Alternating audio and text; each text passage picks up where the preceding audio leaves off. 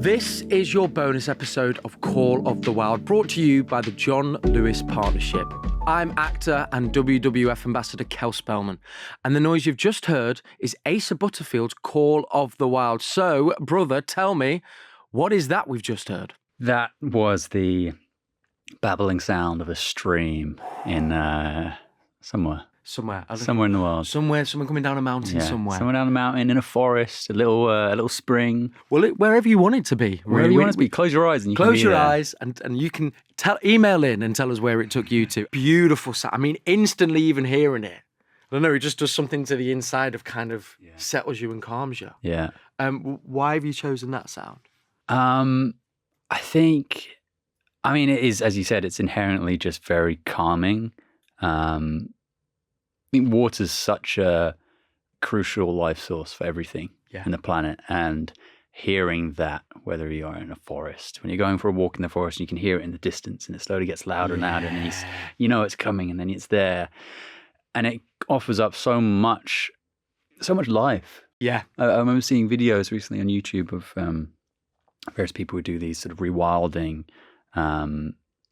ideas. Yeah, and they would introduce ponds into their garden, and over the course of a year, see what happens just by introducing this small patch of water. It's incredible how much life just bursts, whether it's like aquatic life, amphibians, birds, because it's all connected. It's all for sure. So at first, it's like the small bugs in the water, and that attracts the birds, and that attracts some bigger things, and it's all from just adding this little patch of water. And so it's a font of life. Nice. Off that then, Asa, is there a story or is there memory that comes to mind when you hear that sound? Nothing specific. I think it's the sort of various memories of hearing it throughout my life, which I think I have a connection to. There is a quite amazing, quite dangerous river in Yorkshire called the Strid. In fact, it's not called. There's an area of it called the Strid, and it's quite cool. It has that noise. But what's crazy about it is the river starts off sort of like a river shaped. Yeah. But then it reaches a bit called the Strid, and it flips like that, and it gets really thin and really deep. No way. And it's really dangerous because if you go in there, it sucks you down. Of course. And we sometimes go for a walk sort of in the valley, and you walk up to it, and there's lots of signs. You don't go that close because, it's people have died there. Yeah. But that's I'm sort of on a tangent here, but that's it's a sort of reminder of as beautiful as these things are, they are also the power of them. Yeah. And we are just tiny. Yeah. In comparison. Gotta respect them. Yeah. Whatever it may be. When you got on hikes, would it be in kind of a little mountain hike? Do you kind of like the forest hikes? Like, what's the... I like a forest hike, but I think those are also the most accessible for us. Yes, yeah.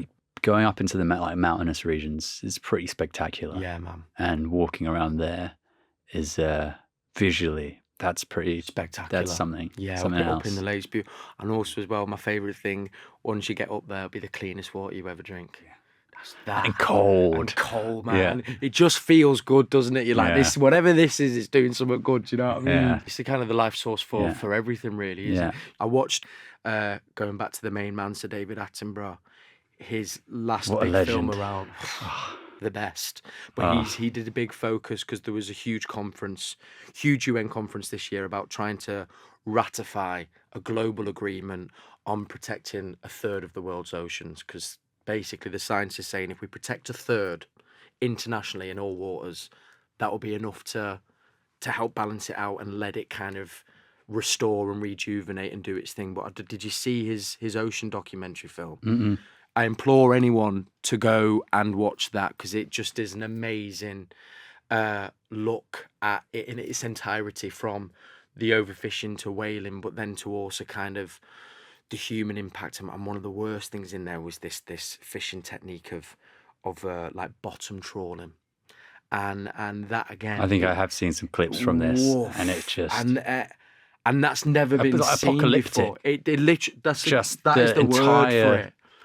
The entire seabed. seabed gone. Yeah. And when you see what it looked like before of it being, it's literally like a major city under, under the water. Yeah. Just ripped up for not much, really. Again. And most of what they catch, they can't even sell. They just chuck back in. It just, as you say, it feels so ancient. And I think, at a time maybe, decades ago when we weren't aware and we didn't have the knowledge that we have now. But there is no place and time for it now. And it is, you said there, I think barbaric and inhumane are the two words. But it is well worth a watch that. And just that's the other thing where you see the power in storytelling and programming and how it can bring these stories to people that they don't know about, Yeah. Well, it's almost happening a little bit. I mean, it's not, obviously, we know our work is kind of storytelling, but they're doing a lot around our industry is now trying to almost like green a little bit. Have you seen the new equity green deal? Have you heard anything around that? No, I've not. They're basically looking at, because as we know within our industry, I mean, there's so much waste in the film industry. In the film, there's huge. Yeah. And basically, it's kind of almost a deal, a green new deal that productions will agree, or we as actors can bring to the table of a job and go, we want this implemented on this production. That's still cool. very in its early days, but I think it could be quite exciting. It needs to happen. I think it does massively. And I think if people, crews, actors can be vocal about it. Yeah. Then it'll get listened to. Just using your voice again. Yeah. Okay. Final thing.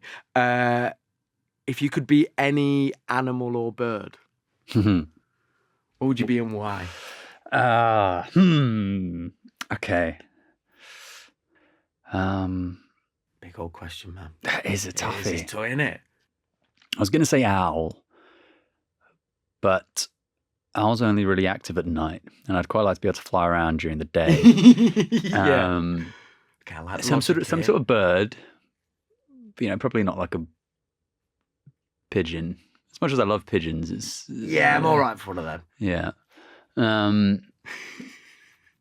A kite, red kite. Ooh, nice. You see a lot of them in England, especially when you go up north.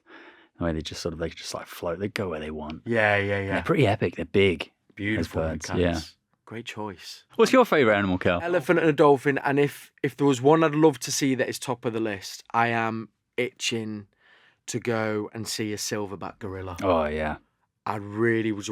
That is something that I want to feel and see with my own eyes. Yeah. Get down to the Congo or something. And because there, I don't know if there's just something, and obviously as being apes, just the intelligence behind the gorillas and the chimps and the orangutans is insane. It's a different, and I think as well there's an intrigue as well, because it's a bit of almost like the holding the mirror up, seeing these beautiful animals that are so close to us, and you being able to see their expressions, they have the same expressions we do, and the way the mannerisms, the way their eyes will go, and the way that they obviously can use their hands and stuff. Like there is, there's a magic there that I'd love just to sit and when you get to see someone that's gone and done the expedition with a video online, and also getting to explore like the deep Congo basin and going on that jungle hike and coming across a family of them and just to see the power and strength.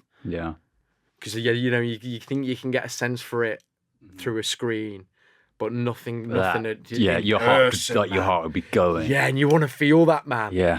Although how people, because obviously they say is like you just have to be still. Yeah, still and head down and just be like. I do not know about that, man.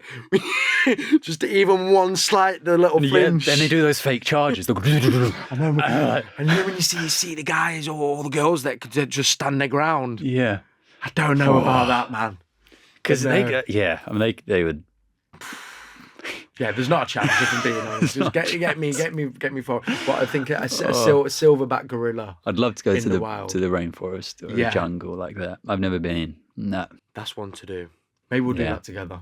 That could be one to share. Yeah. Heard it here first. Well, Asa, again, thank you so much for your time and coming on Call of the World. Thank you, mate. Love this very much. My pleasure. And that, my friends, was a little extra dose of Call of the Wild, brought to you by the John Lewis Partnership. Massive wholehearted thank you to Asa Butterfield, and thank you to you for listening.